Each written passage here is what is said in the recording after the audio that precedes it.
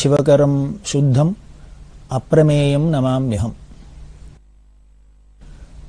காஞ்சி மகாபிரிவா பல இடங்களில் சாதுர்மாசியம் பண்ணிகிட்டே இருக்கா. அதில் 1959ஆம் வருஷம் சென்னைக்கு பக்கத்தில் வானகரம் அப்படிங்கிற இடம், அந்த வானகரத்தில் சாதுர்மாசியம். இந்த வானகரத்தில் இருக்கிறதே பல சுவையான நிகழ்ச்சிகள்லாம் நடந்தது. பரணிமணி அப்படின்னு ஒருத்தர் இருக்கார். அவரோட தாத்தா எல்லாரும் பிரிவா தரிசனத்துக்கு ஒரு சனி பிரதோஷத்தன்னைக்கு போகிறார். சனி பிரதோஷத்தன்னைக்கு சாயந்தரம் ரொம்ப விமர்சையாக பூஜை நடக்கும்.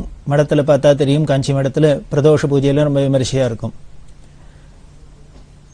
அன்றைக்கி அங்கே போனாக்க மடத்தில் இருக்கிறவா சொன்னால், பெரியவா உள்ளுக்குள்ளே போய் உட்காந்துருக்க அவளோட பர்ணசாலையில் ரொம்ப நேரம் ஆச்சு, இன்னும் திரும்பி வரல, வெளியிலேயே வரல, எங்களுக்கு போய் உள்ளுக்குள்ளே போய் பிரதோஷத்துக்கு நேரம் ஆறுது அப்படின்னு கூப்பிட்றதுக்கு பயமாகவும் இருக்குது, தயக்கமாக இருக்குது, என்ன பண்ணுறதுன்னு தெரில அப்படின்னு எல்லோரும் தவிச்சு நின்றுருக்கா. பிரதோஷத்துக்கு டைம் ஆறுதேன்னு.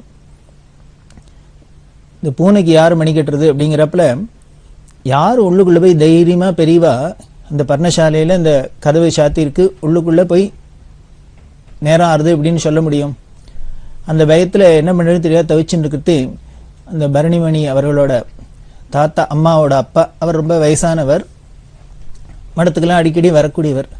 அதனால் கூட கைங்கரியம் பண்ணுறவாள்லாம் சொன்னான், மாமா நீங்கள் கொஞ்சம்